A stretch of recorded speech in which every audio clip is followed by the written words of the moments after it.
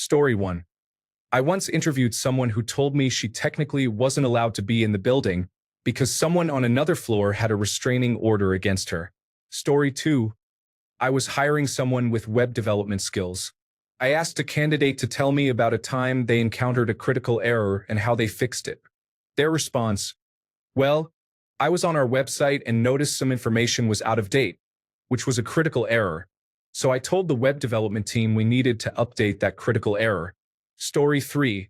When asked about their experience with a topic, they stick to reciting textbook definitions of terminology rather than demonstrating any understanding of how to apply it. We had one person who was literally forwarding our questions to Chat Generative Pre-trained Transformer, and then reciting rambling answers that provided definitions of keywords in our questions rather than actually answering the question. For example, we'd ask, "What's something a previous employer or educator has recognized you for?" And they'd answer, "Examples of things that an employer might recognize an employee for are." Story 4. Candidates submitted a take-home test by email. They forgot to remove the text of the email reply chain with their friend, in which, if you scrolled far enough, you could see A, their friend helped them with the test. Actually, the friend did most of it, and B, the two of them discussing the finer points of a drug deal they were participating in. Story 5. I had a perfectly nice woman come in for an interview. She lied about her education. I knew because the diploma mill she listed quite famously doesn't exist anymore, but she said she was a current student set to graduate in 2 years. Honestly, if she hadn't lied, we would have hired her. But once I pointed that out in the post-interview meeting, everyone lost any enthusiasm they had. Story 6. My favorite story of red flags was when I screened resumes for a restaurant. A couple walked in dirty, disheveled, and reeking of weed. This was long before it was legal, and asked for applications. They were paper then. They sat at the bar to fill them out, and the woman said, Babe, what's my zip code? I'm so high right now." Then, about 5 minutes later, as they were handing the applications to me, the guy asked, "Hey, are we getting interviewed now? I got kids in the car." The woman interrupted, "They're fine. They're in car seats." I was horrified. It was January. I ran the papers up to the owner in her office and repeated both comments. She looked outside, jotted down the plate number, and called the local cops. When the cops got there, the two of them were trying to get free beers from the bar manager. I'm not sure what happened from there. When I clocked out, the cops had them outside, and Child Protective Services were involved. So yeah, don't come to apply for a job or have an interview high, smelling, and begging for booze while your toddlers wait in the car in the cold. Story 7. I interviewed this lady, and she brought up how she had an issue with an old coworker. At the end of it, she said the coworker died of cancer. Of course, I said, "Oh, I'm sorry," or something similar. And she responded with, "She got what she deserved." Yeah, no thank you. Story 8. Subtle. He did not have enough characters in his Cisco Certified Network Associate Certificate number. Less subtle. I looked it up while his potential boss asked him some easy questions. Once Cisco said it could not be found or tracked, I asked him what was going on. "Oh, I am working on it. Should have it in 6 months." Yeah, Cisco does not give a Cisco Certified Network Associate Certificate to someone who is still working to pass the test. Story 9.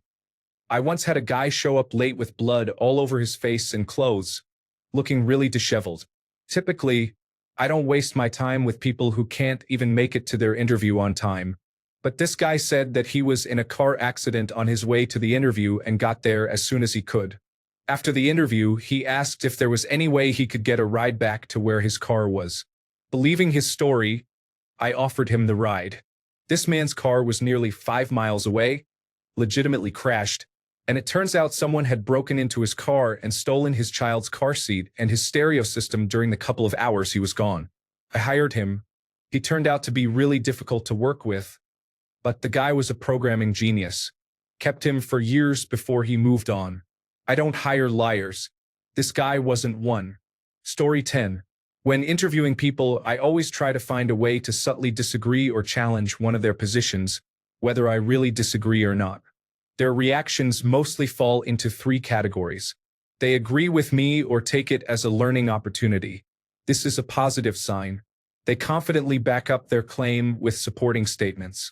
This is a very positive sign. They get defensive or territorial because I have challenged them. This is a negative sign. Story 11. A guy I know who works in the information technology industry told me about a girl he interviewed for a junior developer job who had a complete meltdown and froze. The interview ended awkwardly, and that was that.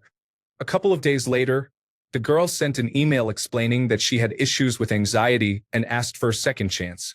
Of course, my friend gave her that chance. She nailed it and got hired. She now works as a product owner after 5 years with the company. Story 12. I'm a mechanical engineer, and I have to interview candidates from time to time.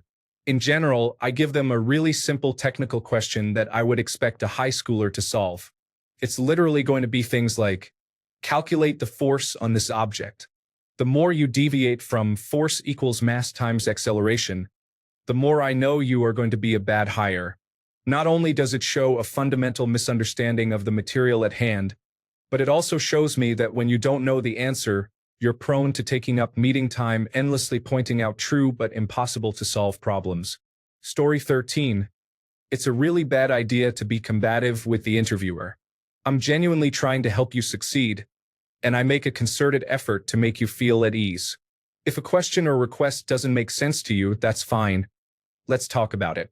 If you answer defensively, bordering on aggression, it's really not going to go well. You may get the answer right, but the question I'm asking myself is if I want to deal with you every day, especially considering this was likely your best behavior. Story 14 had 2 interviews for a software development position this year that stood out. The first one, the interviewer was well into the interview and going through the coding portion when the door opened behind him. A woman stepped in and asked something about reports and to wrap up what he was doing. When she left, he turned back to the screen and said he was sorry, but he had to go and ended the call. The second was an interviewer who was doing all right, but halfway through the interview, he just stopped responding to us. The call wasn't frozen. He just stopped talking or responding. Then the call ended, and we never heard anything from him again, even after reaching out to see if he had connection issues and wanted to reschedule. Story 15. I can teach anything but giving a damn.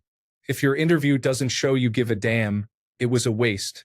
Ask questions, people like you are sincerely trying to determine what the role is and entails. Story 16, he cried. That had never happened before and it threw me off. He was unemployed and really needed a job. He was not a good match for the job he applied for, but the recruiter and I gave him tips and tricks for the next interview. I hope he made it. Story 17. Due to the nature of roles I interview for, I often get people with Doctor of Philosophy degrees, and they split into 2 categories. I've done my homework and I'm ready to answer any question good, and I am better than this job and you will give it to me, but I'll join the charade bad, like really bad. Also, top tip. If you apply for an information specialist role, don't misrepresent your own information. We will do due diligence and understand whether you are trying to exaggerate your qualifications, regardless of your background or nationality. Story 18. Being a jerk to administrative staff. I always talk to my administrator immediately after interviews to see how the applicant treated them. If you act condescending or short with our administrators, you are pretty much off the list. Story 19.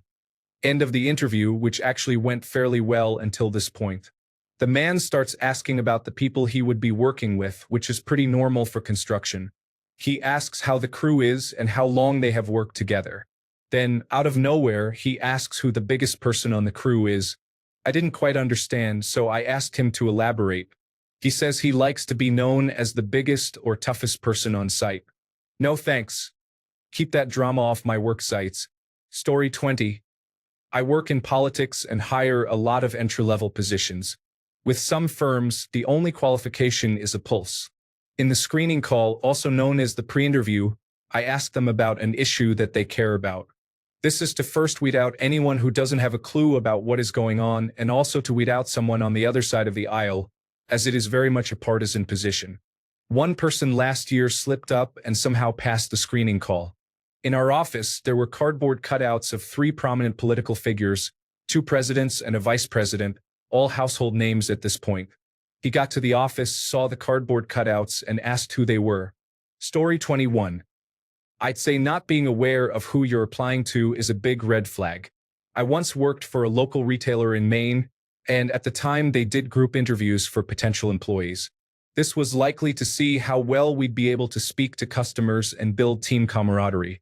We had just gotten to the Q&A part of the interview where everyone was asked the most easy question, "What do you love about the outdoors?" Well, this one older lady very loudly and proudly informed the room that she does not like going outside.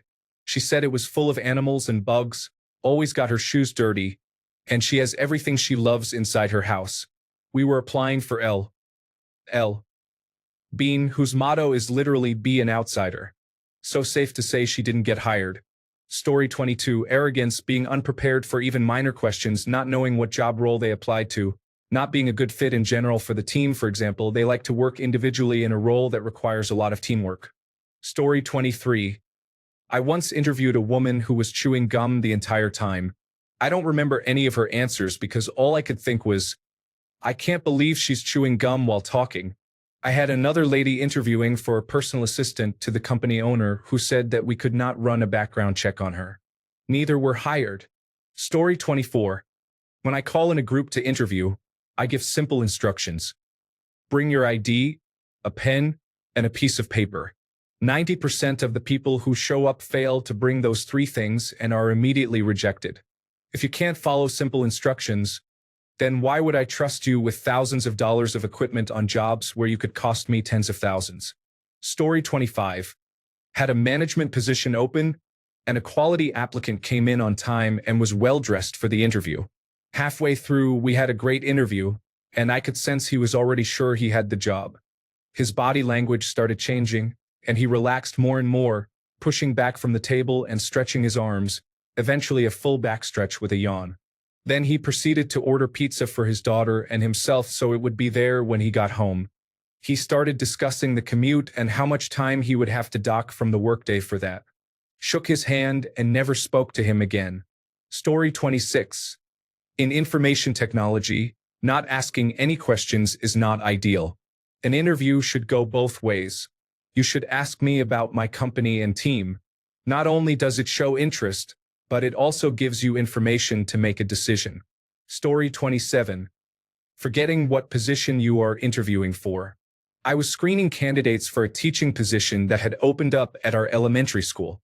When asked what had interested her in applying, the candidate said she was trying to get out of teaching because kids are so rude and difficult to manage these days.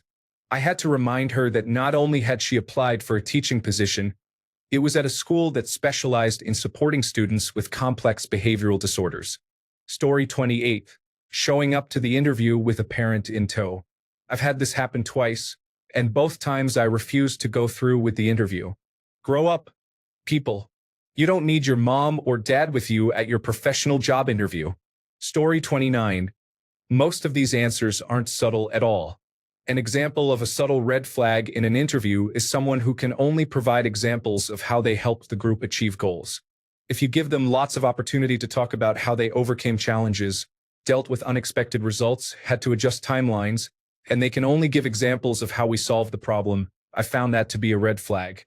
You may initially think this person seems to be a real team player and collaborates on everything, but my anecdotal experience with this type of employee is that they, more often than not, tend to be freeloaders who skate by just being in close proximity to the action, but not doing much themselves.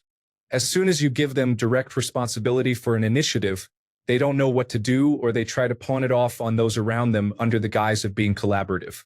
So my advice during an interview, make sure you explain exactly how you specifically took action to solve the issue. I don't care about the end state of your project. I care about the logic, drive, and responsibility you demonstrated in getting there. Story 30. Oh, and so many people lie or exaggerate their experience on their resume.